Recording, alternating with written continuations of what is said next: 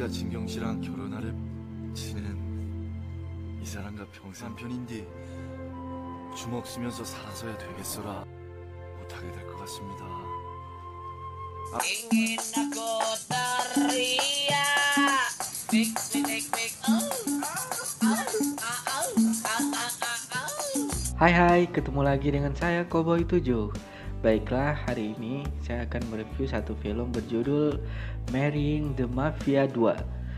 Film Marrying the Mafia 2 ini rilis tahun 2005 setelah sukses sequel pertamanya di tahun 2002.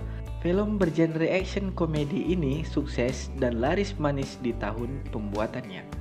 Sequel kedua ini bercerita tentang kisah cinta dua insan yang berbeda latar belakang yang sampai sekarang masih sering dijadikan tema sentral film maupun drama televisi sinema Korea, seperti kisah cinta antara seorang artis dengan fansnya di film Full House atau malah seorang guru dengan muridnya di film My Tutor Friend, yang masing-masing punya kekuatan cerita sendiri.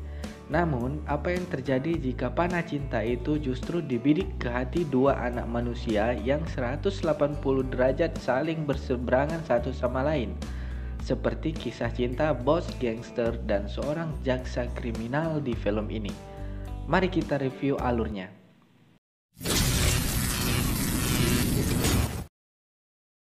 Adegan pertama, kita menyaksikan perkelahian seseorang dengan geng demi menyelamatkan sang ibu.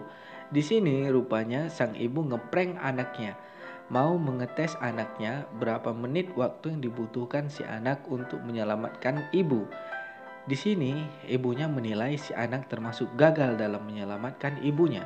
Terselip adegan kecil tapi lucu saat pemeran utama si bos yang bernama Jang In Jae lagi mengupas buah apel. Dia diganggu oleh asistennya hingga jarinya terluka kena pisaunya sendiri.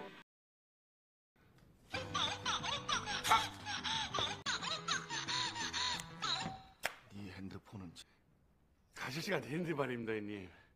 진동 안 되냐? In Jae merupakan anak tertua dari klan Harimau Putih yang sudah berusia 30 tahunan. Nyonya Hong Dok-ja, sang ibu yang juga menjabat sebagai The Good Mother klan tersebut, tentulah tak ingin melihat putranya yang tampan menjadi bujang lapuk seumur hidup. Beberapa kencan buta pun dengan wanita-wanita cantik telah diaturnya untuk sang putra. Namun tak satu pun yang berhasil membuat In Jae terpesona. Nyonya Hong pun memberi ultimatum pada In Jae untuk menemukan seorang wanita, siapapun dia, yang dapat membuat anaknya tertarik sebelum ulang tahun Nyonya Hong yang ke-60. In Jae sendiri sangat sulit jatuh cinta karena dirinya masih belum bisa melupakan Jin Suk, mantan pacarnya sejak SMA. Belum pernah ada wanita yang ditemuinya secantik dan sebaik Jin Suk. Sampai suatu hari di sebuah restoran, In Jae melihat seorang wanita bernama Kim Jin Kyung yang sangat mirip dengan mantannya tadi. In Jae dan Jin Kyung seperti memang berjodoh. Ketika hendak mengambil mobilnya di tempat parkir, In Jae menyaksikan Jin Kyung dengan sempoyongan dan sangat tak berdaya mencoba melawan beberapa orang pria berjas hitam yang mengeroyoknya. In Jae yang berhati gentle pun langsung turun tangan dan membelanya. Dan setelah berhasil mengusir mereka, seperti mendapat restu dari langit pula, Jin Kyung tiba-tiba pingsan di pelukannya. In Jae yang tak sampai hati membiarkan wanita cantik itu akhirnya mengambil inisiatif untuk membawanya pulang. Alih-alih mendapatkan ucapan terima kasih, begitu tersadar keesokan harinya, Jin Kyung yang kadung berprasangka buruk langsung menuduh In Jae telah memperkosanya. Apalagi saat itu pakaian Jin Kyung sudah terbuka semua dan In Jae mengenakan piyama longgar.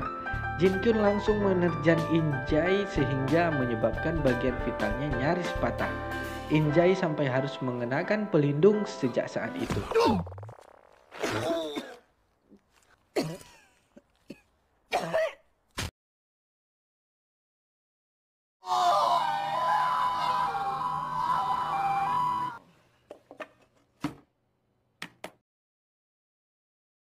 Jin Kyung ternyata adalah seorang jaksa penuntut di bidang kriminalitas. Pada hari yang sama, dirinya bertemu dengan In Jae. Jin Kyung sedang dalam penyelidikan sebuah kasus penyeludupan dan ternyata dirinya telah diberi obat tidur oleh musuh. Hal itulah yang menyebabkan Jin Kyung sangat tak berdaya melawan musuh. Setelah menyelidiki detail peristiwa hari itu, akhirnya Jin Kyung mengetahui kalau In Jae lah yang telah menolongnya. Karena merasa bersalah, Jin Kyung mendatangi apartemen In Jae untuk meminta maaf dan sekalian mengembalikan pakaian In Jae yang sempat dikenakannya. Pada mulanya, In Jae tidak mengetahui profesi Jin Kyung, sebagaimana Jin Kyung juga tidak mengetahui aktivitas ilegal In Jae dan klan Harimau Putih. Kepada Jin Kyung, In Jae mengaku kalau dirinya bekerja di salah satu biro sosial. Sementara Jin Kyung juga hanya mengatakan kalau dirinya bekerja sebagai seorang pegawai pemerintah. In Jae yang sedari mula memang sudah merasa tertarik pada Jin Kyung semakin terpesona dengan keelokan budi wanita itu. Bunga asmara pun mulai tumbuh di hatinya. Demikian pula Jin Kyung yang mulai menaruh simpati pada pahlawannya. Sejak itu mereka In Jae dan Kim Jung menjadi semakin dekat dan sering bertemu di sela-sela waktu senggang mereka. Banyak bumbu komedi terjadi saat mereka saling bertemu, seperti adegan saat asistennya memberi saran kepada In Jae untuk mendapatkan ciuman pertamanya dengan Jin Kyung. Dia menyuruhnya ke bioskop dan menonton film horor. Tapi di sini bukan ciuman yang didapat, ternyata yang ketakutan saat menonton film horor adalah In Jae sendiri. Sampai-sampai ia menjerit-jerit saat melihat penampakan hantu di layar bioskop.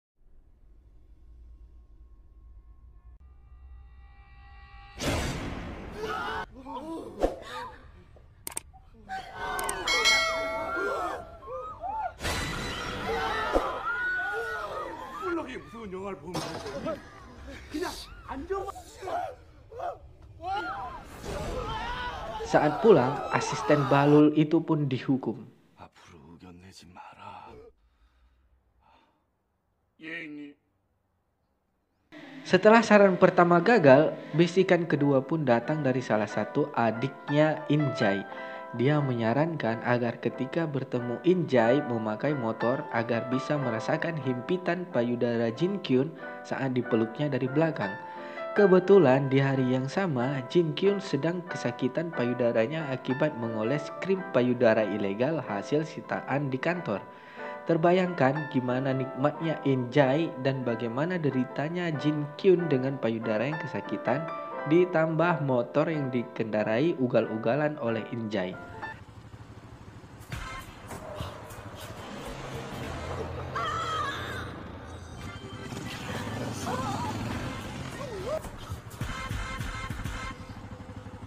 진경 씨, 꽉 잡아요.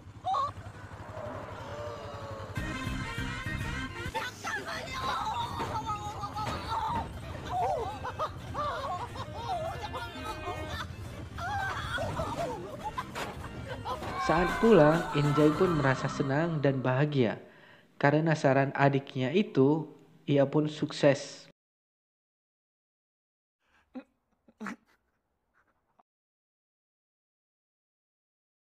Saat In Jae pertama kali mengetahui bahwa Jin Kyung adalah jaksa yang akan membasmi para gangster, dia pun terkejut dan syok. Adegan lucu dan alami terjadi lagi di adegan ini, seperti si bos yang terbakar lidahnya akibat salah hisap rokok, dan asisten Bahlul yang meminta untuk dibunuh karena tidak tahan selalu disalahkan dan dihukum.